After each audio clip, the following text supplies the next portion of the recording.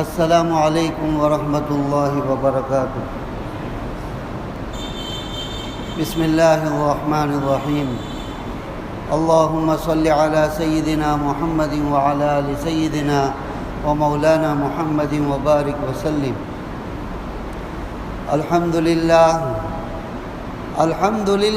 نحمده ونستعینه ونستغفره ونؤمن به ونتوکل علیہ ونعوذ باللہ من شرور انفسنا ومن سیئات اعمالنا من يهده الله فلا مضل له ومن يضلله فلا هادي له ونشهد ان لا اله الا الله وحده لا شريك له ونشهد ان سيدنا ونبينا ومولانا محمدا عبده ورسوله صلی اللہ تعالی علیہ وعلی آلہ واصحابہ وبارک وسلم تسلیما کثیرا کثیرا، اما بعد فاعوذ باللہ من الشیطان الرجیم، بسم اللہ الرحمن الرحیم۔ ما كان الله ليذر المؤمنين على ما أنتم عليه حتى يميز الخبيث من الطيب وما كان الله ليطلعكم على الغيب ولكن الله يجتبي من رسله من يشاء، وقال الله سبحانه وتعالى ولا تحسبن الذين قتلوا في سبيل الله أمواتا بل أحياء عند ربهم يرزقون فرحين بما آتاهم الله من فضله ويستبشرون بالذين لم يلحقوا بهم من خلفهم ألا خوف عليهم ولا هم يحزنون يستبشرون بنعمة من الله وفضل وأن الله لا يضيع أجر المؤمنين۔ صدق اللہ۔ میرے بزرگوں اور بھائیوں، یہ محرم کا مہینہ جو اسلامی کیلنڈر کا سب سے پہلا مہینہ ہے، اور آج 9 محرم ہوئی ہے۔ آئندہ کل یوم عاشورہ، عاشورہ کا معنی 10واں، تو 10ویں محرم کا آئندہ کل دن ہے جو یوم عاشورہ، اور شہادت حسین کے تاریخ کے نام سے یاد کیا جاتا ہے، اور شہدائے کربلا کے نام سے 10ویں محرم کو یاد کیا جاتا ہے۔ میرے بزرگوں اور بھائیوں، اسلام ہر زمانے میں دنیا میں جو زندہ ہوا ہے وہ قربانیوں سے زندہ ہوا ہے، نعروں سے زندہ نہیں ہوا۔ اسلام زندہ باد، نعروں سے اسلام دنیا میں زندہ نہیں ہوا ہے۔ اسلام کو زندہ کرنے کے لیے ہمارے اگلوں نے نبی کریم صلی اللہ تعالی علیہ وسلم کے زمانے سے لے کے آج تک، اور آپ سے بھی پہلے زمانے میں نبیوں نے اور نبیوں کے ماننے والوں نے جانوں کی، مالوں کی، جذبات کی، بیوی بچوں کی، اپنے وطن کی قربانیاں دی۔ اس کے بعد دنیا میں اسلام زندہ ہوا، کہ جیسے کسی شاعر نے کہا کہ اسلام زندہ ہوتا ہے ہر کربلا کے بعد۔ تو یہ محرم کا وہ مہینہ ہے جو امام عالی مقام سیدنا حسین ابن علی رضی اللہ تعالیٰ عنہما، حضرت حسین رضی اللہ تعالیٰ عنہ کی شہادت اور حق کے اوپر جم جانے کی یاد تازہ کرتے ہیں، اور رہتی دنیا تک، قیامت تک تمام ایمان والوں کو، ہر زمانے کے، ہر صدی کے ایمان والوں کو یہ پیغام دے کر گئے اور یہ سبق دے کر گئے کہ چاہے تمہاری جان پر آوے، تمہارے مالوں پر آوے، تمہارے اہل و عیال پر آوے، تمہارے وطن پر آوے، تو وہ ساری چیزیں قربان کر دینا، لیکن باطل کے سامنے سر مت جھکانا۔ اور ایمان کا سودا مت کرنا اور اسلام کا سودا مت کرنا. یہ سبق دے کے ہمیں گئے. اصل واقعہ یہ ہے میرے بزرگ اور بھائیوں، نبی کریم صلی اللہ تعالی علیہ وسلم کی وفات کے بعد، آپ کے دنیا سے پردہ فرمانے کے بعد، آپ نے خلفائے راشدین کی تو پیشین گوئی دی ہی تھی کہ یہ میرے دنیا سے پردہ فرمانے کے بعد میرے یہ 4 خلیفہ بنیں گے. سیدنا ابو بکر صدیق رضی اللہ عنہ، سیدنا عمر ابن خطاب رضی اللہ عنہ، سیدنا عثمان ابن عفان رضی اللہ عنہ اور سیدنا علی ابن ابی طالب رضی اللہ عنہ. آپ نے یہ بھی فرمایا حدیثوں میں، صحیح حدیثوں میں ہے کہ آپ نے جو دنیا سے پردہ فرمانے کے 2-3 دن پہلے بہت سارے آپ نے خطبے دیے اور بہت ساری امت کو وداعی نصیحتیں کی، رخصتی نصیحتیں کی. اس میں سے یہ بھی فرمایا کہ دیکھو میرے دنیا سے جانے کے بعد بہت اختلافات دیکھو گے آپ، بہت فرقے بنیں گے، بہت گروپ بندیاں ہوگی اور بہت دین کے اندر اختلافات کو تم دیکھو گے. کوئی ادھر جا رہا ہے، کوئی ادھر جا رہا ہے. جب تمہاری آنکھوں کے سامنے اختلاف نظر آ جائے اور جب دین کے اوپر اور دین کی باتوں کے اوپر اختلاف کرنا شروع کر دے اور آپس میں تنازع ہو جائے تو علیکم بسنتی و سنتی خلفاء الراشدین المہدیین. تو اس زمانے میں تم کنفیوز مت ہو جانا، میری سنت والی زندگی کو لازم پکڑنا اور میرے جو خلفاء بنیں گے 4 خلفاء، ان خلفاء راشدین کے طریقے پر اور ان کے نقش قدم پر چلنا.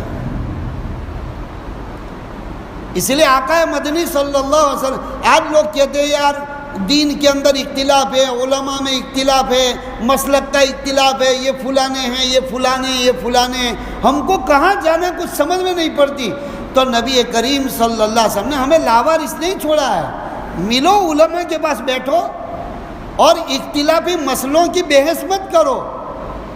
علماء سے یہ پوچھو کہ اس پوزیشن میں کوئی کہتا ہے ہاتھ یوں بننا، کوئی کہتا ہے ہاتھ یوں بننا، کوئی کہتا ہے زور سے آمین کہنا، کوئی کہتا ہے آہستہ آمین کہنا، کوئی یوں کہتا ہے تیری نماز صحیح نہیں ہے، میری صحیح ہے، تمہاری نماز غلط ہے، تمہاری.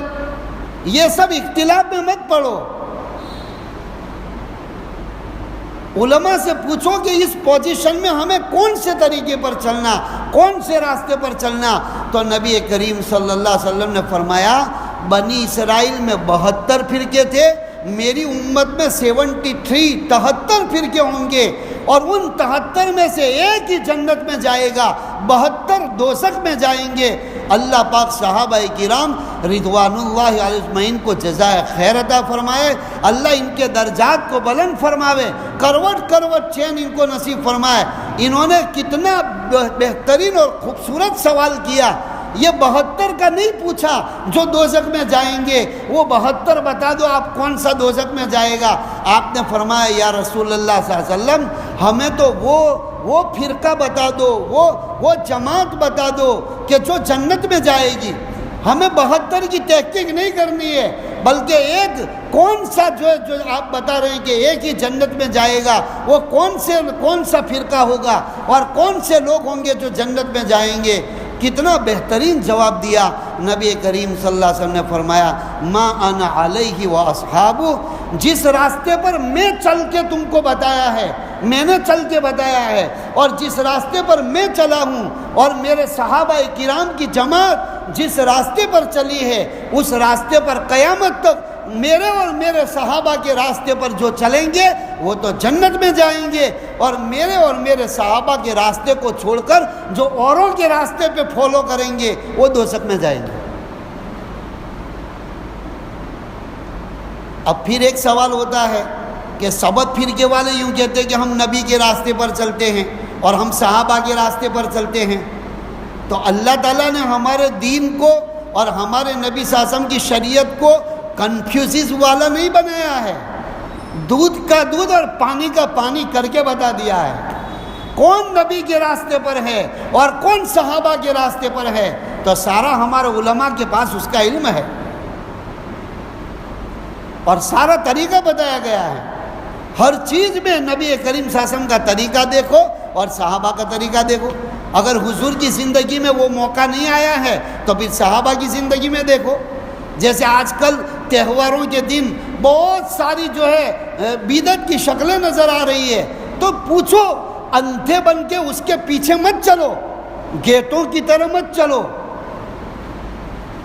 جیسے کل جمعہ کے اندر میں نے بتایا تھا کہ بھئی تمام علماء کرام کی بیانات سے اور کتاب و سنت کی روشنی میں ہمارے تمام جتنے بھی اہل سنت والجماعت کے علماء ہیں اور جتنے نبی کریم صلی اللہ علیہ وسلم کی شریعت کی ایک ایک چیز پر عمل کرنے والے اور لوگوں تک پہنچانے والے، ان تمام کا ایک ہی بیان ہے کہ بھئی 10ویں محرم کو یہ 2 روزے رکھو، 9ویں 10ویں کا رکھو یا 10ویں 11ویں کا رکھو، اور اس دن جو نبی کریم صلی اللہ علیہ وسلم سے حدیث ثابت ہے، اپنے گھر میں گھر والوں کے لیے، اہل و عیال کے لیے اچھا کھانا لاؤ، بازار سے خرید کر کے اس کو پکواؤ یا پھر جو باہر سے لاؤ، جو بھی ہو اچھا سے اچھا کھانا کھلاؤ اپنی حیثیت کے مطابق. ایسا نہیں کہ ادھر سدھر کر کے بھی کھلانا، ایسا نہیں ہے. اپنی حیثیت کے مطابق اپنے گھر والوں کو اچھا کھانا کھلاؤ. اور تیسرا ایک عمل جو بزرگوں نے بتایا کہ بھئی اس دن کے اندر ہم جو ہے قرآن پاک کی تلاوت کر کے یہ شہدائے کربلا کی روحوں کو اور مرحومین کو ایصال ثواب کریں. بس اس کے علاوہ اور کچھ نہیں. نہانا، کپڑے پہننا، تازیے کے داجیہ بنانا، اس کے پیچھے جانا، نعرے لگانا، چھاتیاں کودنا، گردن گریبان پھاڑنا، یہ ساری چیزوں کو کوئی تعلق نہیں ہے نہ نبی کریم صلی اللہ علیہ وسلم کی حیات طیبہ کے ساتھ، نہ آپ کے دین کے ساتھ، نہ صحابہ کرام کے ساتھ، اور صحابہ کرام کے بعد تابعین، تبع تابعین، اولیاء کرام جو سب سے زیادہ اہل بیت سے محبت کرنے والے، اور تمام دنیا کے اولیاء کرام اب تک جتنے بھی آئے، چاہے خواجہ معین الدین چشتی اجمیری رحمۃ اللہ علیہ، حضرت غوث پاک رحمۃ اللہ علیہ، اور جتنے بھی خواجہ نظام الدین اولیاء رحمۃ اللہ علیہ، جتنے بھی بڑے بڑے اولیاء کرام آئے، ان کی زندگیوں میں بھی آپ مجھے لا کے دکھاؤ کہ انہوں نے تعزیہ نکالا ہو، انہوں نے مجمع جمع کر کے جلوس نکالا ہو، انہوں نے چھاتیاں کوٹی ہو. جب نہ نبی کریم صلی اللہ علیہ وسلم کی زندگی میں ایسا کوئی معاملہ ہے، نہ خلفائے راشدین کی زندگیوں میں ایسا کچھ ہوا ہے، اور نہ جو ہے بعد میں تابعین اور اولیاء کرام کی زندگیوں میں ایسا کچھ ہوا ہے، تو پھر ہم کون سے دین کو بتا رہے ہیں؟ کون سے دین پر ہم عمل کر رہے ہیں؟ تو میرے بزرگوں اور بھائیوں، یہ جو ہے شہدائے کربلا کا واقعہ ہے، وہ ایک قربانی کا پیغام دیتا ہے. تو خلفائے راشدین کے بارے میں نبی کریم صلی اللہ علیہ وسلم نے یہ حدیثوں میں بتایا تھا، مختلف حدیثوں میں، کہ بھئی میرے بعد 4 خلیفہ بنیں گے، ابو بکر عمر عثمان و علی رضی اللہ عنہم، اور یہ 30 سال خلافت چلے گی. اس کے بعد پھر بادشاہت آئے گی، لیکن یہ 30 سال خلافت یعنی اللہ کے خلیفہ، نبی کریم صلی اللہ علیہ وسلم کے خلیفہ، یعنی نبی کے نائب بن کر جو نبی کریم صلی اللہ علیہ وسلم نے اپنے حیات طیبہ میں شریعت اور سنت کے مطابق ایک نظام چلایا، وہی نظام خلفائے راشدین بھی چلائیں گے. یہ پیشین گوئی بتائیں، اور یہ 30 سال تک چلے گی. تو سیدنا ابو بکر صدیق رضی اللہ عنہ نے قریباً 2.5 سال کے قریب میں خلافت کو سنبھالا. اس کے بعد سیدنا عمر ابن خطاب رضی اللہ تعالیٰ عنہ نے 10 سال کے قریب میں آس پاس اس کے کچھ مہینے اوپر نیچے ہوں گے، 10 سال کے قریب میں انہوں نے جو ہے خلافت کو سنبھالا. اس کے بعد سیدنا عثمان ابن عفان رضی اللہ عنہ نے تقریباً 12 سال خلافت کو سنبھالا. اور اس کے بعد سیدنا علی رضی اللہ عنہ جیسے خلیفہ بنے، اور زبردستی وہ خلیفہ نہیں بنے، لوگوں نے ہی، تمام لوگوں نے مشورے سے ہی جو ہے ان کو خلیفہ کا مقرر کیا اور ان سے بیعت کی. لیکن حضرت علی رضی اللہ تعالیٰ عنہ کا خلافت کا پورا دور جو 4 سال یا 4.5 سال کا جو ہے، یا ایک روایت میں کہ کچھ 6 سال کا ہے، سمجھو 12 اور 10 22 اور 2 2.5 یعنی 24 24.5. اس کے بعد 5.5 سال کا زمانہ ہے، اس میں بھی 6 مہینے تو حضرت حسن رضی اللہ تعالیٰ عنہ کے زمانے میں رہا. اس کے بعد امیر معاویہ رضی اللہ تعالیٰ عنہ خلیفہ بنے. تو جو بھی 5-6 سال کا زمانہ تھا وہ پورا اختلاف اور خون ریزی کا اور آپس میں تنازع اور جھگڑوں کا ہی زمانہ رہا. اس لیے مدینہ منورہ کی بے حرمتی نہ ہو، اس کے لیے حضرت علی رضی اللہ عنہ خلیفہ بننے کے بعد کچھ ہی مہینوں کے بعد آپ عراق چلے گئے اور کوفہ کے اندر آپ نے دارالخلافت قائم کیا۔ یہ سیدنا ابو بکر صدیق، سیدنا عمر ابن خطاب، سیدنا عثمان ابن عفان، یہ تینوں کے زمانہ خلافت کے اندر مدینہ منورہ اسلام کی وہ پارلیمنٹ رہی اور دارالخلافت مدینہ منورہ رہا۔ اس کے بعد جب حضرت علی رضی اللہ تعالیٰ عنہ خلیفہ بنے تو اتنے جھگڑے اور اتنا یعنی دشمن دوست کون اور جو ہے مومن اور منافق کون سب مل گل گئے تھے۔ اسی لیے تو حضرت عمر رضی اللہ تعالیٰ کی شہادت بھی مدینہ منورہ میں ہوئی اور حضرت عثمان غنی رضی اللہ عنہ کی شہادت بھی مدینہ منورہ میں ہوئی۔ یہودیوں نے اور منافقوں نے بہت زور لگایا تھا اور بہت اختلاف پیدا کر دیا تھا۔ حضرت عثمان رضی اللہ عنہ کو شہید کرنے والے نام بھی سب مسلمانوں جیسے ہیں لیکن وہ منافق تھے۔ تو ابھی تو یہ سارا قصے بیان کرنے کا موقع نہیں ہے لیکن شارٹ میں آپ کو بتا رہا ہوں۔ حضرت ابو بکر رضی اللہ تعالیٰ عنہ کو بیماری کے اندر انتقال ہوا۔ حضرت عمر رضی اللہ تعالیٰ عنہ نے یہ دعائیں کرتے تھے کہ اللہ تیرے راستے کی شہادت کی موت نصیب فرما اور تیرے نبی کے شہر میں عطا فرما۔ تو یہ جملے دیکھ کر کے کوئی کو سمجھ میں نہیں آ رہی تھی یہ دعا کہ ایک تو شہادت بھی مانگتے ہیں اور مدینے میں مانگتے ہیں، تو مدینہ تو دارالخلافت ہے، دارالاسلام ہے، یہاں کون جو ہے کافر دشمن ہوگا تو جو آپ کو شہید کرے گا۔ لیکن وہی ہوا، ان کی دعا جوں کی تو قبول ہوئی۔ حضرت مغیرہ ابن شعبہ رضی اللہ تعالیٰ عنہ ایک صحابی رسول، بہت اونچے درجے کے صحابی، ان کا ایک غلام تھا جس کا نام فیروز تھا، وہ کافر تھا اور جو ہے وہ غلام تھا۔ تو اس نے ایک مرتبہ شکایت کی حضرت عمر رضی اللہ عنہ سے کہ یہ آپ کے صحابی جو مغیرہ ابن شعبہ ہے وہ مجھ سے بہت سارے روپے کمواتے ہیں، یعنی اس وقت میں آقا اپنے غلاموں کے پاس محنت کرا کے کماتے تھے کہ بھئی تم اتنا پیسہ کما کر کے لانا۔ بولا بہت بڑی یعنی تعداد ہے، بہت بڑی رقم ہے۔ حضرت عمر رضی اللہ عنہ نے پوری تحقیق کی تو کہا کہ نہیں برابر ہے، زیادہ نہیں ہے، اتنی رقم برابر ہے، مناسب ہے۔ تو اس نے اسی وقت دل کے اندر کہ میں ان کو جو ہے شہید کر دوں گا، حضرت عمر رضی اللہ عنہ۔ تو ایک مرتبہ فجر کی نماز پڑھانے کے لیے حضرت عمر رضی اللہ تعالیٰ عنہ جب مصلی پر چڑھے مسجد نبی صلی اللہ علیہ وسلم میں، اس زمانے میں لائٹوں کا اتنا انتظام نہیں تھا، دیا وغیرہ ہوگا لیکن اس کی کتنی روشنی، وہ پہلے سے محراب میں چھپ گیا تھا۔ اور جب آپ نے نماز شروع کی فجر کی نماز پڑھانا، اس وقت میں جو خلیفۃ المسلمین ہوتے تھے وہی امام بھی ہوتے تھے، مسجد کے امام بھی ہوتے تھے، تو نماز پڑھا رہے تھے۔ اچانک وہ نکلا اور آپ کے پیٹ میں برچھا مارا جس کی وجہ سے آپ گر گئے اور یہ نکلنا چاہا۔ تو دیکھو تاریخ کی کتابوں میں یہ لکھا ہے صحابہ کرام کی اتنی مضبوط صفیں تھی کہ وہ نہ نکل سکا۔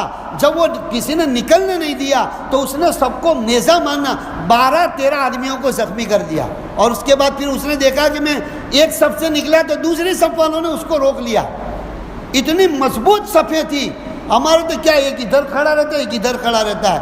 ہمارے نبی کریم صلی اللہ علیہ وسلم نے فرمایا کہ بھئی صفوں کو درست کرو، ابھی تو یہ بیماری کی وجہ سے ڈسٹنس میں پڑھاتے ہیں، ورنہ کہا کہ مل مل کے کھڑا رہنا ہے، 2 آدمیوں کے بیچ میں خلا نہیں رہنی چاہیے ورنہ شیطان بیچ میں آ جاتا ہے۔ اور ایک جگہ تو یوں فرمایا اگر صفوں میں ٹیڑھے کھڑے رہو گے اللہ تمہارے دلوں کو ٹیڑھا کر دے گا۔ صفوں کو درست کرنے کا بھی تعلیم دی ہے، اسی لیے آج بھی وہ معمول اور وہ جو ہے عمل اثرات باقی ہے مکہ دونوں حرمین شریفین کے اندر، کہ جب بھی امام جب تکبیر اقامت ہو جاتی ہے اس کے بعد بھی 2-3 مرتبہ استووا استووا سووا الصفوف ان تسویۃ الصفوف من تمام الصلاۃ، یہ سب اعلان کرتے ہیں بھائی صفیں درست کرو، اور صفوں کا درست کرنا یہ نماز کے تمام ہونے کی نشانی ہے، بہت ساری اعلان کرتے ہیں۔ تو وہ نہیں نکل سکا تو پھر اس نے خود نے اپنے آپ کو جو ہے برچھا مار کر ختم کر دیا۔ بہرحال حضرت عمر، لیکن دیکھو صحابہ کرام مسئلہ بھی جانتے تھے، اب نماز سب کی خراب ہو جاتی۔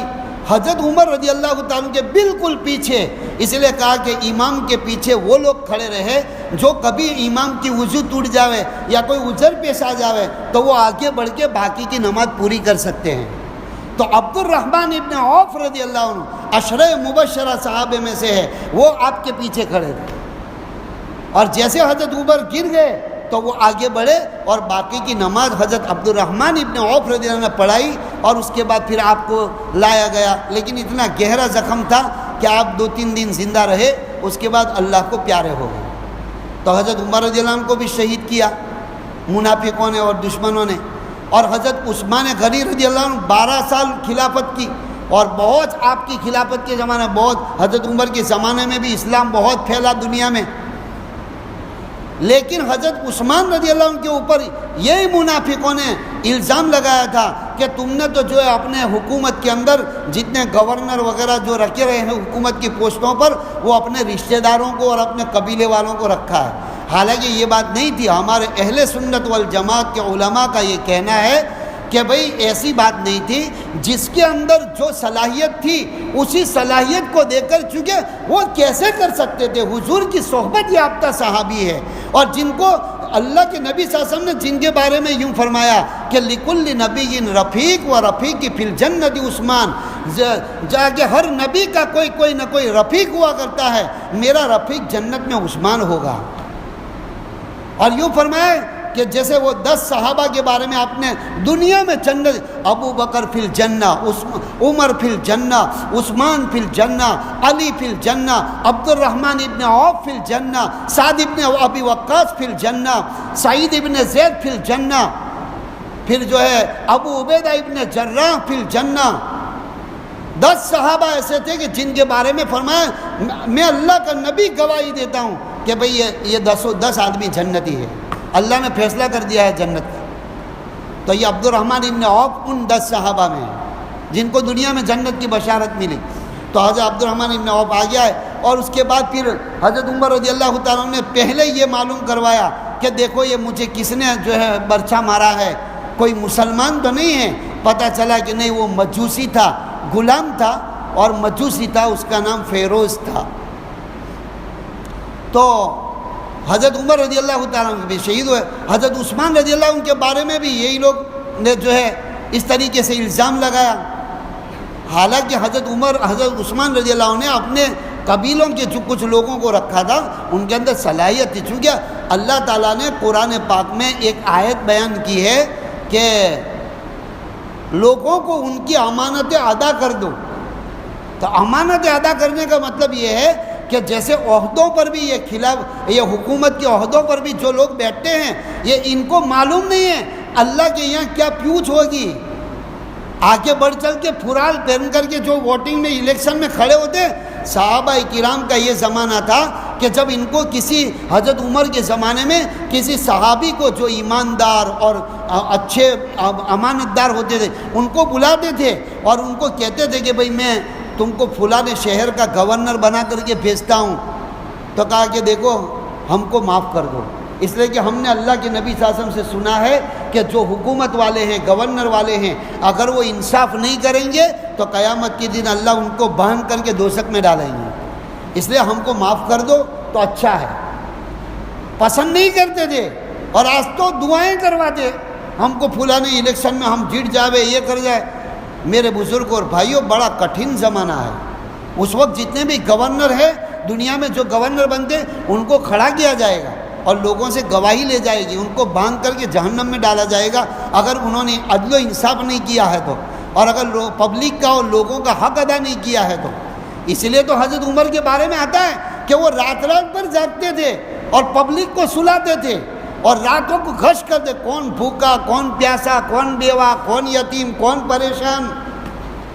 اور بہت سارے قصے حضرت عمر کے جو ہے فضائل اعمال میں حکایت صحابہ میں حضرت شیخ زکریا رحمۃ اللہ لکھا ہے کہ قافلے آتے تھے، آگ جلتی تھی، جاتے تھے، کہا کہ یہ میرے بچے بھوکے ہیں پیا، اور خود جو ہے گھر سے لا کر کے خود چولہا جلا کر کے پکا کے ان کو کھلایا، اور یہ کہا کرتے تھے کہ اللہ اگر قیامت کے دن، تاکہ میری جہاں تک سلطنت پھیلی ہوئی ہے، اگر جیسے مدینہ سے عراق تک ہے، عراق میں اگر کوئی کتا پیاسا مر گیا میری خلافت کے دور میں تو اس کا بھی قیامت کے دن اللہ سے سوال ہوگا۔ جانوروں تک کا خیال رکھتے تھے، معمولی چیز نہیں ہے حکومت پر آنا، اس لیے کتنے ہمارے نوجوان کہہ رہے بھائی قرآن میں تو اللہ یہ فرماتے ہیں کہ بھائی مسلمان ایمان والوں کو اور نیک عمل صالح کرنے والوں کو، عمل صالح کرنے والوں کو اللہ زمین کی خلافت اور بادشاہت دیں گے، حکومت دیں گے، تو ہمارے تو یہ نظر ہی نہیں آ رہی ہے۔ مولانا الیاس صاحب رحمۃ اللہ علیہ فرماتے تھے بیٹا یہ تبلیغ کی محنت سے ہم یہی کہتے ہیں کہ پہلے حکومت چلانے کی استعداد پیدا کرو، پہلے اپنی زندگی میں انصاف پیدا کرو۔ تمہاری زندگی میں انصاف نہیں ہوگا تو تم لوگوں کو کیا انصاف کا سبق پڑھاؤ؟ بہرحال حضرت عثمان رضی اللہ تعالیٰ عنہ کو بہت بے رحمی کے ساتھ 40 دن تک ان کا پانی بند کر دیا، حالانکہ وہ کنواں کہ جو مسلمانوں کے لیے کئی ہزار درہم میں خرید کر کے جو رسول اللہ صلی اللہ علیہ وسلم کی خدمت میں وقف کیا تھا، وہ میٹھے پانی کا کنواں تھا، وہ یہودی مسلمانوں کو بھرنے نہیں دیتا تھا۔ تو حضرت عثمان رضی اللہ تعالیٰ عنہ نے جب حضور صلی اللہ علیہ وسلم نے بشارت سنائی جو اس کنویں کو خرید کر مسلمانوں کے لیے وقف کر دے میں اس کے لیے جنت کی بشارت دیتا ہوں، حضرت عثمان رضی اللہ عنہ نے خرید کر کے وقف کر دیا تھا، اسی کنویں کے پانی کو بند کر دیا تھا۔ دشمنوں نے اور منافقوں نے اور غداروں نے 40 دن تک ان کے گھر پہ پانی نہیں جانے دیا، اور اس کے بعد بے رحمی سے ان کے گھر میں گھس کر کے ان کو شہید کیا۔ آج بھی جنت البقیع میں حضرت عثمان غنی رضی اللہ تعالیٰ کی قبر شہادت دے رہی ہے، اور مجمع کو بھی جمع ہونے نہیں دیا ان کے جنازے میں۔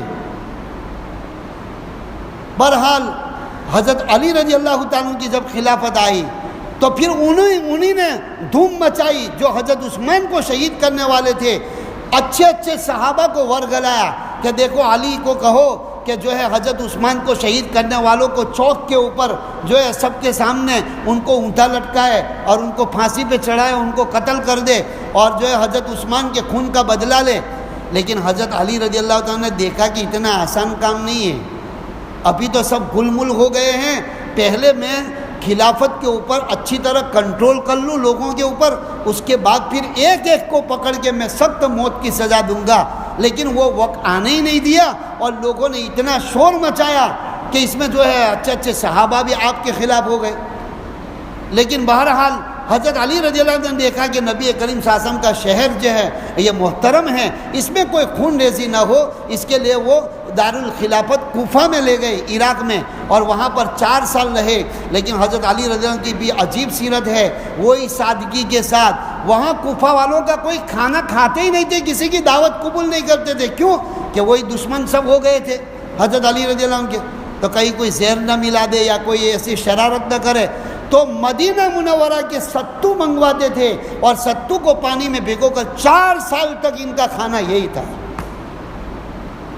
اس کے بعد حضرت علی رضی اللہ تعالیٰ عنہ کو بھی منافقوں نے، اور جس کا نام تو دیکھو عبد الرحمن ابن ملجم نام تھا، وہ درخت کے پیچھے چھپا ہوا تھا، اور حضرت علی رضی اللہ تعالیٰ عنہ جب فجر کی نماز پڑھانے جا رہے تھے تو جب آگے بڑھے تو وہ پیچھے سے آیا اور آپ کے اوپر حملہ کر کے آپ کو شہید کر دیا۔ اس کے بعد امیر معاویہ رضی اللہ تعالیٰ عنہ خلیفہ بنے، یعنی وہی لیکن خلافت نہیں کہی جائے گی، خلافت تو وہی 30 سال کی ہے، بادشاہت کہی جائے گی۔ تو حضرت امیر المومنین حضرت معاویہ رضی اللہ تعالیٰ عنہ نے وہ ملک شام میں تھے، سیریا میں، اور بصرہ کے اندر جو ہے انہوں نے لوگوں سے بیعت کر کے جو ہے اپنی یعنی بیعت کر کے اور خلافت کو سنبھالا اور اسلام کو سنبھالا، اختلاف کو۔ تو حضرت امیر معاویہ رضی اللہ تعالیٰ عنہ نے بھی 20 سال امارت کی، الحمدللہ 20 سال پورا امن و امان کا ماحول قائم ہو گیا اور سارے فتنوں کے اوپر کنٹرول کر لیا تھا۔ اس کے بعد امیر معاویہ رضی اللہ تعالیٰ عنہ نے اپنی آخری عمر کے اندر کچھ صحابہ کے مشورے سے اپنے بیٹے یزید کو خلافت کی ذمہ داری سونپی، اپنی حیاتی میں ہی جو ہے یہ وصیت کر دی تھی۔ اور امیر معاویہ رضی اللہ عنہ کی وفات ہوئی، اس کے بعد یزید چونکہ حضور صلی اللہ علیہ وسلم کا زمانہ کی تھوڑی دوری ہو گئی تھی، اس کے لیے تھوڑا کچھ عیش آرام کی عیش پرستی کی زندگی میں یزید آ گئے تھے، اور جو ہے اس میں نمازوں میں بھی تھوڑی سستی ہو رہی تھی، اور پرندے پالتا تھا اور بہت ساری چیزیں وہ کرتا تھا۔ تو جب اس نے بیعت لی اور امیر معاویہ رضی اللہ عنہ نے اپنی حیاتی میں ہی جو ہے وہاں کے لوگوں سے بیعت کروائی، اس کے بعد جو ہے عبداللہ ابن عمر، عبداللہ ابن زبیر اور جو ہے حضرت امام حسین رضی اللہ عنہ اور بھی کچھ صحابہ تھے، انہوں نے یزید کی بیعت کا انکار کر دیا اور کہا کہ ہم اس سے بیعت نہیں کریں گے کیونکہ وہ پوری شریعت اور سنت پر نہیں ہے. اور اس نے تو باقی جگہ پر اپنے آدمیوں کو بھیج کر کے سب کو بیعت کروا لی، سارے لوگوں سے اپنے آدمیوں کو گورنر بنا کر کے. مکہ مکرمہ اور مدینہ منورہ میں بھی آ گئے تھے اس کے گورنر، اور انہوں نے بھی جو ہے بیعت لی تھی لوگوں کی یزید کے ہاتھ پر. اور مکہ المکرمہ میں بھی کچھ لوگوں کی بیعت لی تھی، لیکن عبداللہ ابن زبیر رضی اللہ عنہ نے اپنا ایک جو ہے یہ بنایا تھا مجمع، اور ان سے بیعت لے لی تھی. عبداللہ ابن زبیر رضی اللہ عنہ ان کے اوپر ہاتھ پر بیعت کر لی تھی. بہرحال جب یزید نے پورا کنٹرول کر لیا سب جگہ پر، عراق میں اور ملک شام میں اور مصر میں، ادھر جو ہے حجاز کے اندر بھی کئی ملکوں کے اندر، اور مکہ المکرمہ اور مدینہ منورہ کے اندر بھی، وہاں پر اس کے گورنر بیٹھ چکے تھے، لیکن وہ وہاں کے گورنر ان کے اوپر زبردستی نہیں کرتے تھے، ان کا احترام کرتے تھے. جن صحابہ کرام نے جو ہے یزید کے ہاتھ پر بیعت نہیں کی تھی وہ، لیکن یزید نے پھر جو ہے یہ کہ بھئی نہیں ان سب سے بیعت کرانی ہے. لیکن پھر مکہ المکرمہ میں اور مدینہ منورہ میں اس کی نہیں چلی. اس کے بعد جو ہے کوفہ والوں نے، عراق کے جو کوفہ ایک شہر ہے عراق کا، کوفہ والوں نے امام حسین رضی اللہ تعالیٰ عنہ کو تقریباً 700 کی تعداد میں خطوط لکھے، اور یہ لکھا کہ نواسۂ رسول صلی اللہ علیہ وسلم آپ ہمارے یہاں آ جاؤ عراق کے اندر کوفہ میں، ہم بہت بڑا مجمع آپ سے بیعت کرنے کے لیے تیار ہے. ہم یزید سے بیعت تو زبردستی ہم نے کر لی ہے، لیکن ہم توڑ ڈالیں گے، اور ہم اس کی بیعت پر، اس کی خلافت پر راضی نہیں ہیں. آپ نواسۂ رسول ہے، آپ کے اندر صلاحیت ہے، اور آپ شریعت اور سنت پر چلنے والے ہیں، اس لیے آپ آ جاؤ.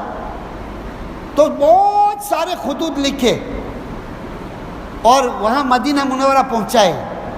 جب امام حسین رضی اللہ تعالیٰ نے یہ چیز دیکھی تو ان کو بھی اپنے نانا جان نبی کریم صلی اللہ علیہ وسلم کی نصیحتیں یاد آئی کہ بھئی حق کو زندہ کرنے کے لیے جو بھی قربانی دینی پڑے. اب کہ اتنے سارے لوگ خطوط لکھ کے بلا رہے ہیں، تو انہوں نے کئی صحابہ سے مشورہ لیا کہ بھئی اس طریقے سے جو ہے یہ خطوط آئے ہیں، میں کیا کروں، وہاں جا کر بیعت لے لوں. تو سب نے تو منع کیا کہ دیکھو عراق والے، کوفہ والے غدار لوگ ہیں، آپ کے والد کو بھی انہوں نے شہید کر دیا، اور آپ کے والد کے ساتھ بھی وفاداری کا ثبوت نہیں دیا، اس لیے ہماری تو رائے نہیں ہے کہ آپ بچ جاؤ. اس کے بعد مکہ المکرمہ بھی آئے، عبداللہ ابن زبیر رضی اللہ تعالیٰ عنہ سے اور بھی کئی صحابہ سے مشورہ لیا. سب کی رائے یہ تھی کہ آپ نہ جائیں تو اچھا ہے، اور اگر آپ کو کوئی ڈر ہے تو آپ ہمارے پاس مکہ المکرمہ میں آ جاؤ، اگر یزید کا لشکر یہاں آئے گا تو ہم مقابلہ کر لیں گے. لیکن سب طے ہو چکا تھا، اللہ کے یہاں سب طے ہو چکا تھا. نبی کریم صلی اللہ علیہ وسلم کے زمانے میں کئی روایتوں سے ثابت ہوتا ہے، ایک مرتبہ سلمہ رضی اللہ تعالیٰ عنہ جو آپ کی بیوی ہے، آپ کی ازواج مطہرات میں سے زوجہ محترمہ، آپ کے حجرے میں آپ تشریف فرما دیں. آپ نے سلمہ سے جب ایک فرشتہ آیا آپ کے پاس اللہ کی طرف سے، تو سلمہ رضی اللہ عنہ کو آپ نے فرمایا کہ تم باہر نکل جاؤ، دروازہ بند کر دو، کسی کو آنے مت دینا. تو جب دروازہ بند کر دیا تو اتنے میں حضرت حسین رضی اللہ عنہ کھیلتے کھیلتے آ گئے. ان کو روکا کہ بیٹا نانا جان نے منع کیا ہے، تو انہوں نے ضد کی اور رونے لگے کہ نہیں میں تو جاؤں گا. تو حضرت سلمہ رضی اللہ عنہ ان کو اندر جانے دیا، اور تھوڑی دیر گزری تھی کہ سلمہ فرماتی ہے کہ حضور صلی اللہ علیہ وسلم بلک بلک کے رو رہے ہیں. وہ اس لیے رو رہے تھے کہ وہ فرشتہ جو آیا تھا اس نے وہ یہی خبر دینے آیا تھا کہ مجھے، جب سلمہ رضی اللہ عنہ نے پوچھا کہ یا رسول اللہ کون سی بات آپ کو ہوئی، کون سی تکلیف ہوئی، کون سی خبر آپ کو دی گئی، تو کہا کہ ایک فرشتہ آیا تھا، اس نے کربلا کی مٹی مجھے دکھائی اور کہا کہ آپ کے نواسے کی شہادت اس جگہ پر ہوگی، اور آپ کی امت کے بدنصیب اس کربلا کی زمین کو آپ کے نواسے اور آپ کے اہل بیت کے خون سے رنگین کریں گے. تو حضور صلی اللہ علیہ وسلم اپنے نواسے کو اپنے جو ہے باہوں میں لے کر کے بہت بلک بلک کے رو رہے تھے.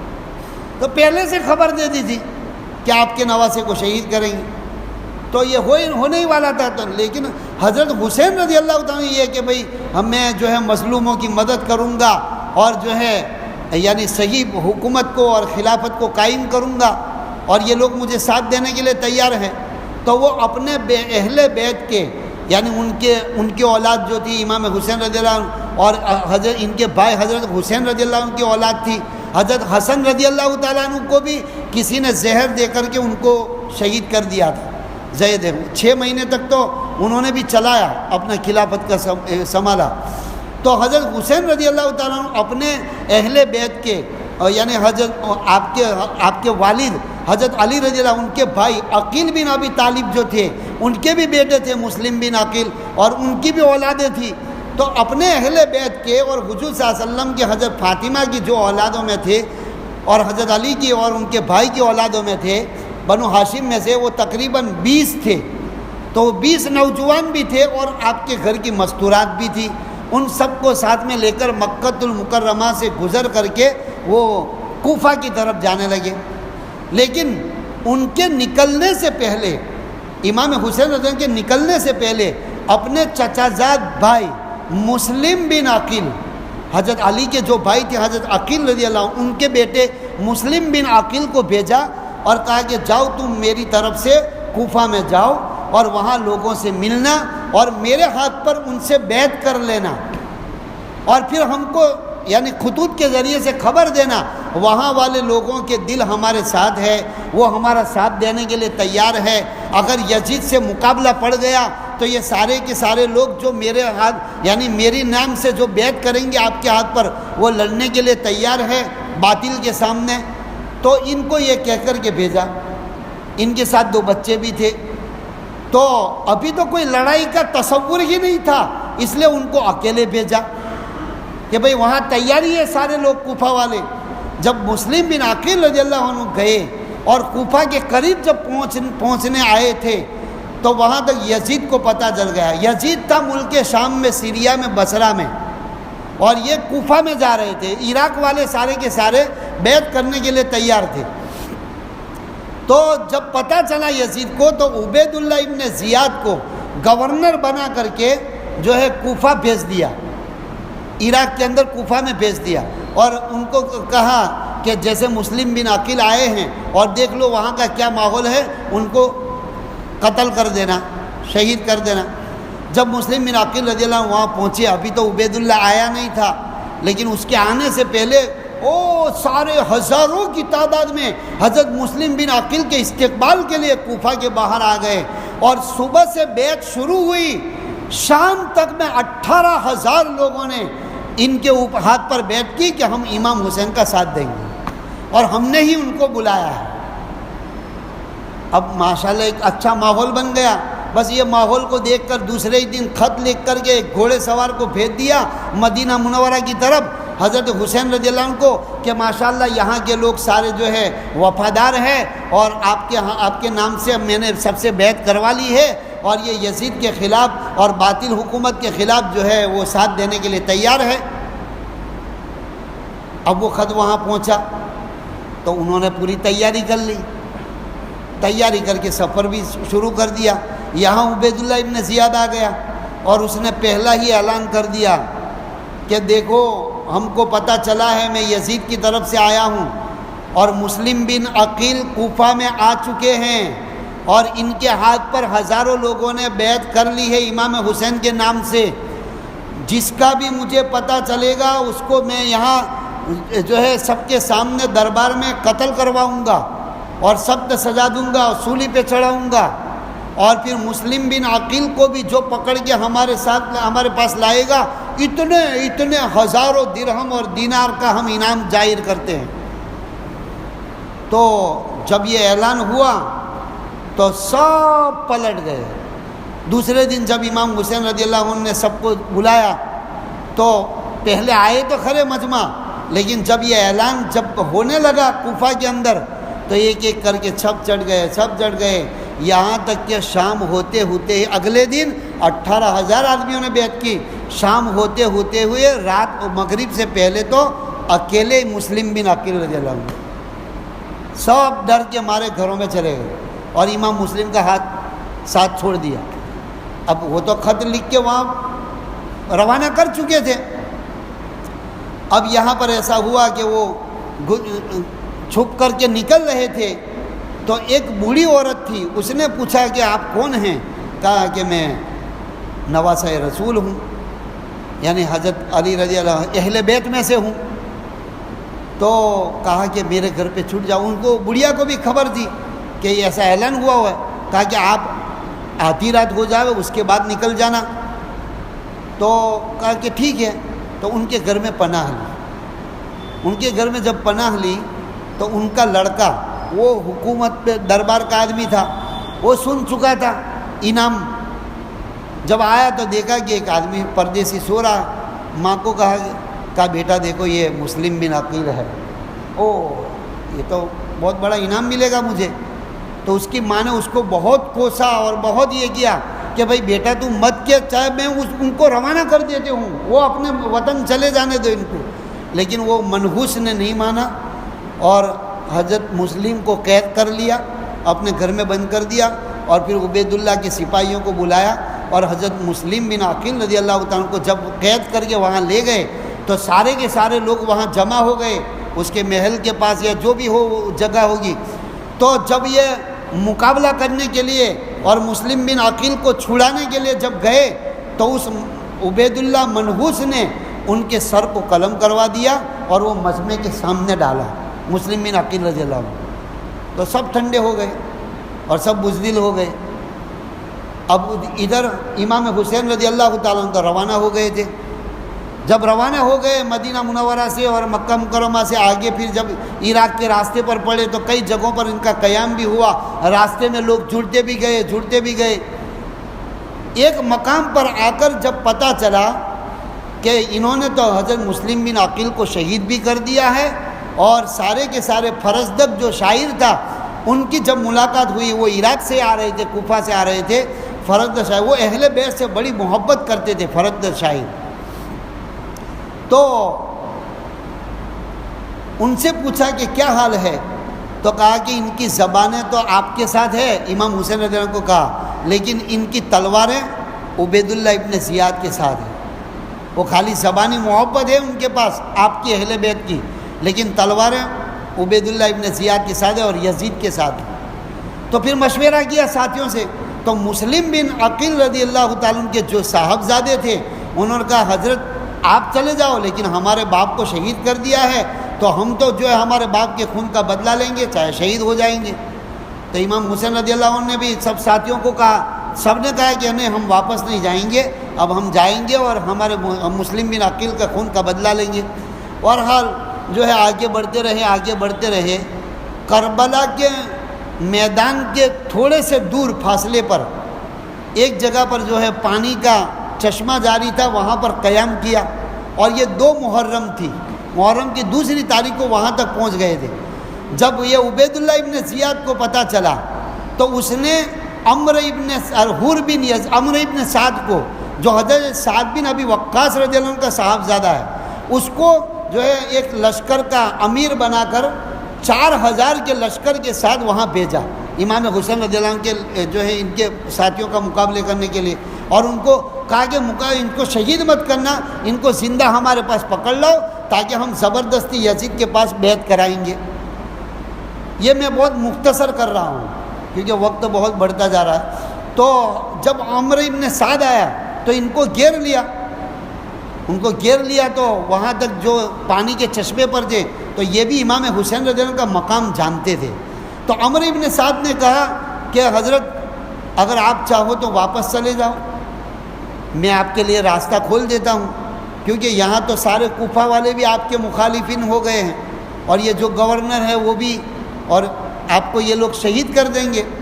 مشورہ کیا ساتھیوں سے، ساتھیوں نے کہا کہ اب یہاں تک آ ہی گئے ہیں تو جو بھی ہوگا وہ ہو جائے گا۔ تو وہ تو تھوڑا نرم پڑا جب عبید اللہ کو پتہ چلا کہ عمر ابن سعد نے تو ان کو چھوٹی دوری دے دی ہے۔ اس کے بعد جب آگے بڑھے امام حسین رضی اللہ عنہ اپنے 72 ساتھیوں کو لے کر تو کربلا کے میدان میں آ گئے، اور 7ویں چاند کو 7ویں محرم کو کربلا کے میدان میں آ گئے، اور وہاں پر جب یہ پتہ چلا تو حور بن یزید کو دوسرا لشکر لے کر کے بھیجا، 6000 کا لشکر لے کر بھیجا، تو 10,000 ہو گئے۔ حور بن یزید نے بھی تھوڑا وہ بھی جانتے تھے کہ یہ نواسہ رسول ہے، تو ان کو تھوڑا ان کے ساتھ نرمی کا معاملہ کیا۔ جب اس کو پتہ چلا تو پھر سب سے زیادہ بدبخت شمر ابن جلجوشن وہ نام کا، جس نے حضرت حسین رضی اللہ عنہ کا سر قلم کیا تھا، اس کو 2 یا 3 ہزار کا لشکر دے کر کہا کہ دیکھو حضرت حسین کو کہیں بھی جانے مت دینا، اور ان کے ساتھ اب مقابلہ کر کے یا تو ان کو زندہ پکڑ کے لاؤ یا ان کا سر لاؤ۔ تو وہی کربلا کے میدان میں جہاں پانی کا بھی کوئی انتظام نہیں تھا، اور اس نے جو ہے سب کو یہ کر کے گھیر لیا۔ جس حور بن یزید کو لشکر لے کے بھیجا تھا وہ تو پھر آخری وقت کے اندر امام حسین رضی اللہ عنہ کے لشکر میں آ گئے اور پھر شہید بھی ہو گئے امام حسین رضی اللہ عنہ کے ساتھ، اور عمرو ابن سعد بھی ہٹ گئے تھے۔ لیکن وہ جو جتنے لشکر تھے وہ 3 دن کے دوران میں روزانہ رات کو امام حسین رضی اللہ تعالیٰ عنہ سب کے دشمنوں کے لشکر کے سامنے، اب ان میں وہی لوگ تھے جو خطوط بیچنے والے تھے۔ اس لیے کہتے ہیں کہ عراق کی مٹی میں غداری کی بو آ رہی ہے۔ ہر زمانے میں اسلام کے ساتھ جو ہے غداری کا معاملہ کیا ہے۔ بہت نیک لوگ بھی ہیں وہاں گزرے ہیں، اللہ والے بھی گزرے ہیں، امانت دار بھی، وفادار بھی گزرے ہیں، لیکن زیادہ تر وہاں کے رہنے والوں کے اندر یہ غداری کی بو آ رہی ہے۔ جیسے حضرت علی رضی اللہ عنہ کو بھی شہید کیا، اور بھی بہت سارے جو شہید کیے۔ تو امام حسین رضی اللہ عنہ نے بہت سارے خطبے بھی دیے۔ او لوگو، تم مجھے جانتے ہو، میں جناب رسول اللہ صلی اللہ علیہ وسلم کا نواسا ہوں، اور حضرت فاطمہ رضی اللہ عنہا جو حضور کے لگتے جگر بیٹی اور جو جنت میں جانے والی عورتوں کی سردار، ان کا بیٹا ہوں، اور وہ حضرت علی رضی اللہ عنہ جو نبی کریم صلی اللہ علیہ وسلم نے جن کو جنت کی بشارت دی، اور حضرت جبرائیل نے یوں کہا کہ میں تم دونوں سے یعنی حضور سے حضرت علی سے بہت سارے فضائل بتائے، میں اس باپ کا بیٹا ہوں، میں اس ماں کا بیٹا ہوں، میں اس نانا کا نواسا ہوں، تم مجھے نہیں پہچانتے، آج تم میرے گھر پر سر قلم کرنے آئے، اور یہ ہمارے اہل بیت کو تم شہید کرنے کے لیے آئے۔ او فلانے تو نے خط نہیں بھیجا تھا، او فلانے تو نے خط نہیں بھیجا تھا۔ جب یہ ساری باتیں کہنے لگے تو پھر ان لوگوں کو یہ ہوا کہ یہ تو اگر یزید تک بات پہنچ جائے گی تو ہمارے کوفہ کے اندر لاشوں کے ڈھیر لگا دے گا یزید، انہوں نے ہی بلایا تھا امام حسین کو۔ تو وہ اور زیادہ سخت ہو گئے، دشمن ہو گئے۔ پھر ایک موقع پر نمازیں پڑھنے کا کہا تو ایک بولا بدبخت تمہاری نمازیں کہاں قبول ہونے والی ہے؟ تو امام حسین رضی اللہ عنہ نے فرمایا او کمبخت و بد نصیبو، نواسہ رسول اور اہل بیت کی نمازیں جب قبول نہیں ہوگی تو تمہاری کیسے قبول ہو سکتی ہے؟ لیکن پھر بھی نمازوں کا اہتمام کرتے رہے، اور 10ویں محرم کو، اچھا اس دوران کے اندر ایک رات کو یہ شمر جلجوشن یا عمر ابن صاحب اور ان کو بھی بلایا، اور ان سے بھی یہ بات یہ طے کر دی، دیکھو 3 باتوں میں سے مجھے ایک بات کا موقع دے دو۔ وہ 3 باتیں کیا تھی؟ کہا یا تو تم میرا راستہ چھوڑ دو، ڈائریکٹ میں یزید کے پاس بصرہ چلا جاتا ہوں ملک شام، اور میرے یزید بھی میرا جو ہے میرے خاندان کا لڑکا ہے، میں ان سے بات کر لوں گا، اور اگر یہ منظور نہیں ہے تو مجھے کوئی اسلامی بارڈروں پر چلے جانے دو، میں جہاد میں زندگی گزار دوں گا، اگر یہ بھی منظور نہیں ہے تو میں جہاں سے مدینہ سے آیا ہوں مجھے واپس چلے جانے دو۔ تو یہ ان دونوں کے دل میں تو آ گئی تھی، لیکن یہ شمر جلجوشن بدبخت نے منع کر دیا کہ نہیں، جو ہے ان کو کہیں بھی جانے نہیں دینا ہے، یا تو ان کو زندہ اگر وہ بیعت کرنے کے لیے تیار ہو جائے تو ان کو زندہ پکڑ کے لے جانا ہے اور زبردستی یزید کی بیعت کر، یا پھر جو ہے ان کو شہید کر دینا، ان کا سر لے کے جانا ہے۔ تو یہ تینوں باتوں میں سے ایک بات بھی انہوں نے منظور نہیں کی، اور اس کے بعد رات کو جو ہے 10ویں محرم کی رات کو پوری رات آپ قرآن کی تلاوت بھی کرتے رہے، اور تھوڑی دیر جب سو گئے تو رسول اللہ صلی اللہ علیہ وسلم کے خواب میں زیارت ہوئی نانا جان کی، اور کہا کہ بیٹا حسین بہت یعنی تھوڑا وقت ہے، انتظار کرو، میں تمہیں لینے کے لیے آیا ہوں۔ جب آپ کی آنکھ کھلی تو آپ مسکرانے لگے، تو حضرت زینب آپ کی جو بہن تھی انہوں نے کہا بھائی یہ تو کہیں ہنسنے کا موقع ہے، کہا ابھی نانا جان ہمارے جناب رسول اللہ صلی اللہ علیہ وسلم جو ہے خواب میں آئے اور کہا کہ میں تم سب کو میرے اہل بیت کو لینے کے لیے آیا ہوں، تو کل شہید ضرور میں ہونے والا ہوں، دیکھو اپنے گھر کی مستورات کو خیمے سے کہا کہ تم صبر کر دینا اور میری شہادت پر اور میرے یہ نوجوان پھول کے اوپر شہادت پر تم ذرا بھی کپڑے مت پھاڑنا اور جو بالوں کو مت نوچنا اور نوحہ مت کرنا، مرثیہ مت پڑھنا، یہ ساری باتیں میرے نانا جان جناب رسول اللہ صلی اللہ علیہ وسلم کی شریعت میں حرام ہے۔ اپنے گھر کی عورتوں کو نصیحت کر رہے ہیں شہادت کی رات۔ اس کے بعد پھر صبح کے اندر جو ہے یہ صفیں لگ گئی اور جب لڑائی شروع ہوئی تو اس میں کے اندر جو ہے پہلے جو اہل بیت کے علاوہ جو لوگ تھے انہوں نے کہا حضرت آپ جو ہے اور آپ کے جو ہے یہ پھول جیسے نوجوانوں کو ابھی باقی رکھے، ہم پہلے اللہ کے دین کے لیے شہادت کو پیش کرتے ہیں اور جو ہے ہم پہلے مقابلہ کرتے دشمنوں کا۔ تو جو ہے تقریباً 72 تھے تو 52 ظہر تک میں شہید ہو گئے تھے، ظہر اور عصر کے بیچ تک کے اندر، اور 20 جو آپ کے اہل بیت کے خوبصورت نوجوان تھے، امام حسین رضی اللہ عنہ کے صاحبزادے، حضرت حسن کے صاحبزادے، مسلم بن عقیل کے صاحبزادے اور آپ کے خاندان کے سارے بہت سارے جو ہے 20 نوجوان تھے، وہ صرف اہل بیت کے تھے، وہ باقی رہ گئے۔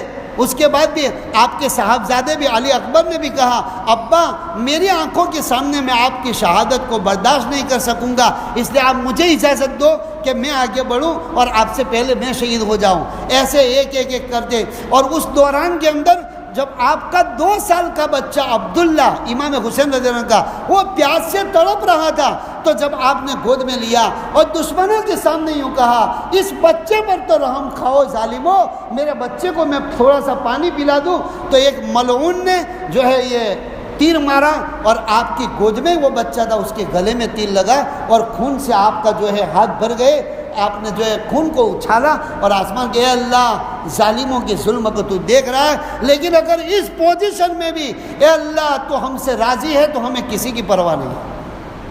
اور اس کے بعد امام حسین رضی اللہ عنہ نے ایک کر ظہر کی نماز کا وقت آیا تو ظہر کی نماز بھی پڑھی صلاۃ الخوف کے نام سے، 2 رکعت پڑھی، اور وہ صلاۃ الخوف کی ہوئی کہ جب لڑائی دشمنوں کی صفیں لگی ہوئے اور لڑائی چلتی ہو تو آدھا لشکر جو ہے دشمنوں سے مقابلہ کرے، آدھا لشکر 1 رکعت امام کے پیچھے پڑھے، پھر وہ آ کے مقابلہ کرے، وہ پہلی جماعت جو لشکر مقابلہ کرے تھی وہ آئے، وہ دوسری رکعت پڑھے، امام سلام پھرا دے، تو پھر یہ جو پہلی رکعت چھٹی ہوئی پوری کر اس کو صلاۃ الخوف کہتے ہیں۔ دیکھو اللہ کے پیارے نبی صلی اللہ علیہ وسلم نے اور اللہ نے بھی نماز کبھی معاف نہیں فرمائی۔ لڑائی کے میدان میں بھی جانے جا رہی ہے اس وقت بھی جو ہے نماز کا یہ طریقہ بتایا کہ آدھا لشکر دشمنوں سے مقابلہ کرے، ایک امام ہو اور 2 جماعتیں بنے، پہلی جماعت جو ہے 1 رکعت پڑھ کے پھر چلی جائے، وہ لشکر کو بھیج دے وے، اور دوسری رکعت امام کے پیچھے پڑھ لے اور اگلی رکعت دوہرا دے وے، اور اس کے بعد پھر جب وہ پوری کر کے جاوے تو وہ اگلی جو 1 رکعت پڑھ کے گئی ہے وہ آ کے اپنی دوسری رکعت پوری کرے۔ تو ظہر کی نماز امام حسین رضی اللہ عنہ نے وہاں لڑائی کے میدان میں پڑھائی اور جماعت کے ساتھ پڑھائی۔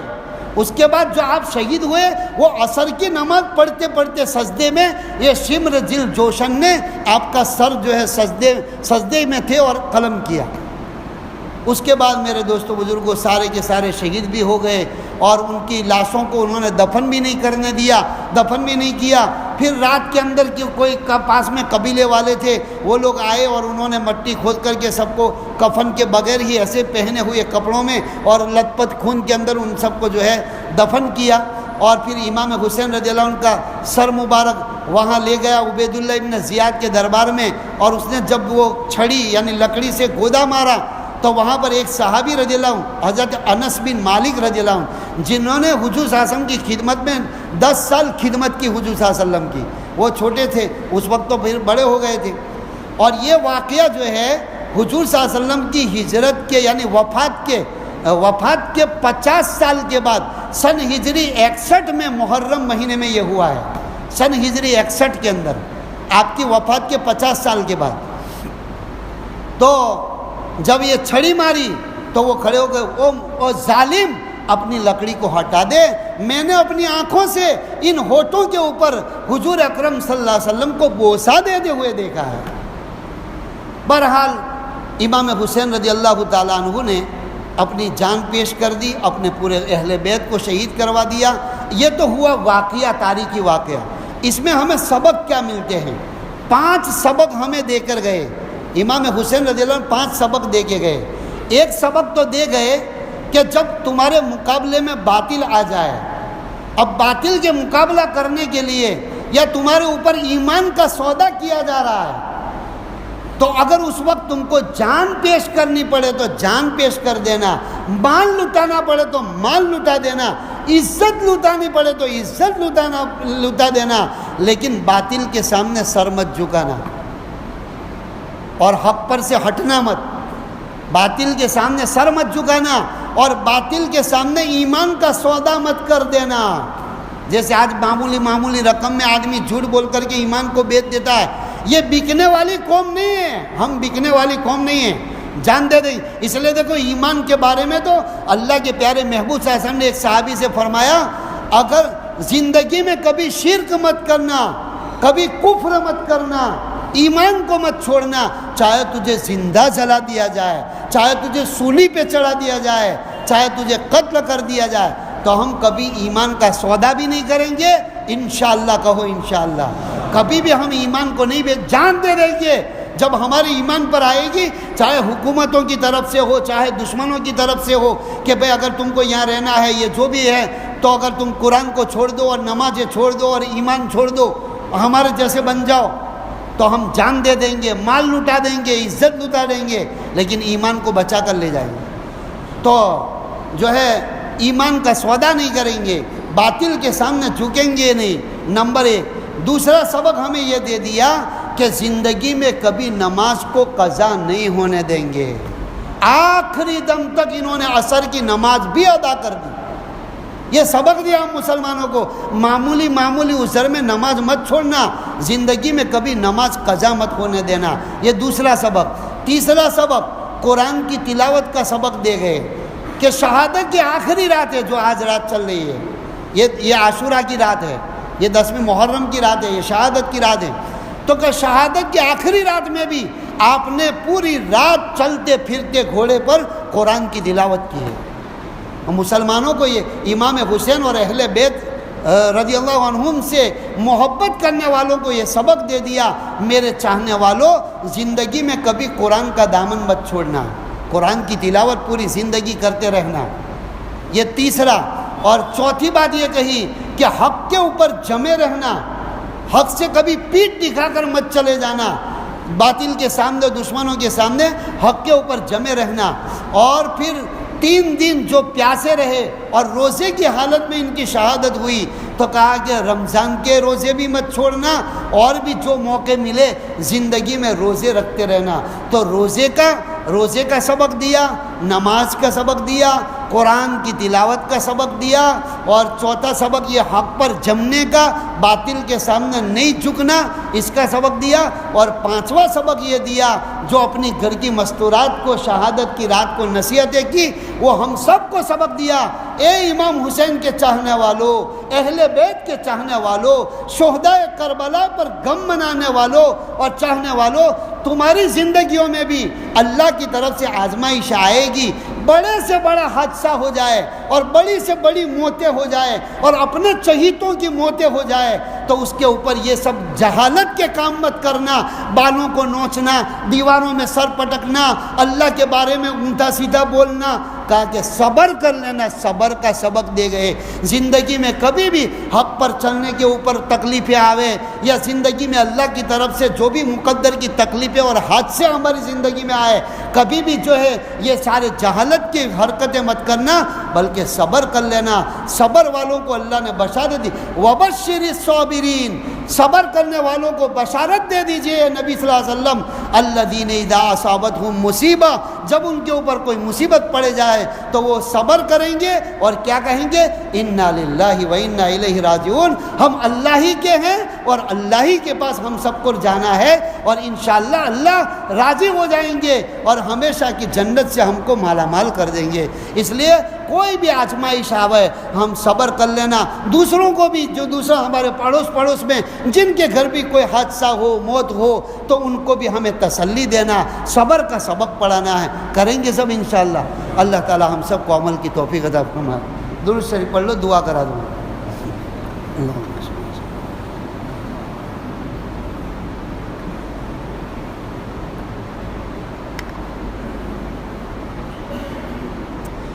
سبحانك اللهم وبحمدك وتبارك اسمك وتعالى جدك ولا إله غيرك.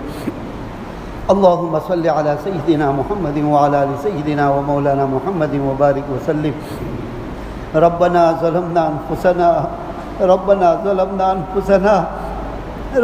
ظلمنا أنفسنا وإن لم تغفر لنا وترحمنا لنكونن من الخاسرين.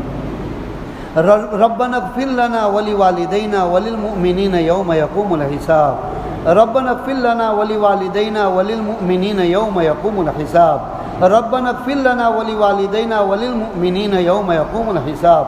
اللهم اغفر لأمة سيدنا محمد صلى الله عليه وسلم.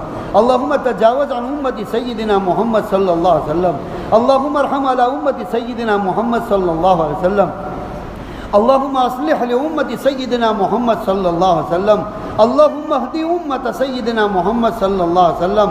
اللهم انصر أمة سيدنا محمد صلى الله عليه وسلم. اللهم انصر الإسلام والمسلمين.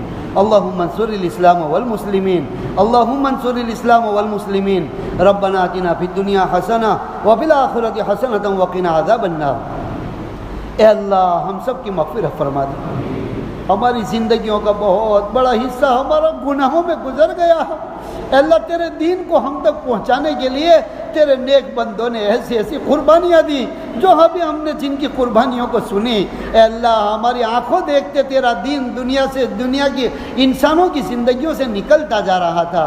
ساری جگہ سے خبریں آ رہی تھی اتنے لوگ ایمان سے نکل گئے, اتنے لوگ مسلمان عیسائی بن گئے, اتنے لوگ ایمان سے مرتد ہو گئے. پروردگار ہم ہماری کمائیوں میں لگے رہے, ہم ہمارے اچھے کھانوں میں اچھے کپڑے پہننے میں گھومنے پھرنے میں لگے رہے. تیرے نبی صلی اللہ علیہ وسلم کے دین کو دنیا میں زندہ کرنے کے لیے ایسی خون کی ندیاں بہی ہے. اے اللہ آج تک کہ ہماری ظلم و ستم کو معاف فرما دے, ہماری بے پرواہی اور غفلت والی زندگیوں کو معاف فرما دے. اے اللہ ہم نے تیری بہت نافرمانیاں کی ہے. اے اللہ آنکھوں سے, ہاتھوں سے, زبانوں سے, پیروں سے, دل و دماغ سے رات دن تو ہمیں نعمتیں دیتا رہا اور ہم تیرے حکموں کو توڑ کر غلط زندگیاں گزارتے رہے.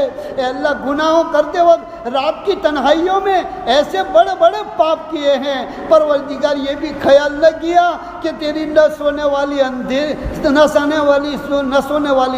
آنکھیں اندھیری میں ہمارے پاپ کو دیکھ رہی ہے. پروردگار ہمیں معاف فرما دے, ہمارے دلوں کو نرم فرما دے. آج تک کہ ہمارے تمام گناہوں کی مغفرت فرما دے, ہمارے نامہ اعمال سے ہمارے تمام گناہوں کو مٹا دے, ہمارے گواہ فرشتوں کو ہمارے گناہ بھلا دے. اے اللہ ہم سب کی مغفرت فرما, ہمارے ماں باپ کی مغفرت فرما.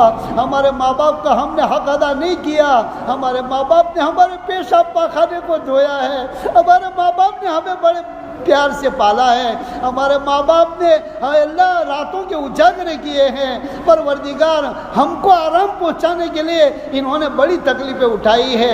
اے اللہ ہمارے ماں باپ کی مغفرت فرما دے, ہمارے ماں باپ کے اوپر رحم فرما دے, ہمیں ہمارے ماں باپ کے خدمت گزار بنا دے, ہمارے ماں باپ کے ہمیں فرما بردار بنا دے. اے اللہ ہمارے ماں باپ کی خدمت کرنے والے بنا دے. اے اللہ پوری امت مسلمہ کی مغفرت فرما, ہمارے بیوی بچوں کی مغفرت فرما, ان کی بہترین ایمان اسلامی تربیت فرما. اے اللہ تیرے نبی صلی اللہ علیہ وسلم کے کلمہ پڑھنے والی امت پوری دنیا میں جہاں کہیں بھی پھیلے ہوئے ہیں, مسلمانوں کی جان و مال کی آبرو عزت کی دین اور ایمان کی پوری حفاظت فرما دے. جو مسلمان جہاں جس پریشانی میں مبتلا ہو ان کی پریشانیوں کو دور فرما دے. اے اللہ ابھی دن بدن مسلمان بہت بیمار ہوتے جا رہے ہیں. اے اللہ گھروں میں بھی بیمار ہے, ہاسپٹلوں میں بھی سسک رہے ہیں. اے اللہ یہ پوری دنیا میں وبا پھیلا ہوئی ہے. اے اللہ روزانہ فون آتے ہیں, آج اس کو کورونا پازیٹیو ہو گیا, آج اس کو ہو گیا. پروردگار ان بیماریوں سے تو ہی شفا دینے والا ہے. اللہ تیرے علاوہ کوئی شفا نہیں دے سکتا. تمام بیماروں کو شفائے کاملہ دائمہ عاجلہ نصیب فرما دے. اللہ اس بیماری میں اور جون سی بھی بیماری میں ان دنوں میں جتنے لوگ تیری رحمت کے آغوش میں آ گئے, اللہ سب کو شہادت کا درجہ دے کر سب کی مغفرت فرما. ان کے گھر والوں کو صبر جمیل نصیب فرما. مرنا تو ہر ایک کو ہے, اس دنیا میں کوئی ہمیشہ باقی رہنے والا نہیں ہے, لیکن اے اللہ ہمیں یہ خبر ملی ہے یہ جتنے بیماری میں جا رہے ہیں بہت اچھی حالت میں ان کی موت آ رہی ہے، کوئی کلمہ پڑھتے جا رہا ہے، کوئی ذکر کرتے جا رہا ہے، کوئی نماز پڑھ کے جا رہا ہے، کوئی وصیت کر کے جا رہا ہے۔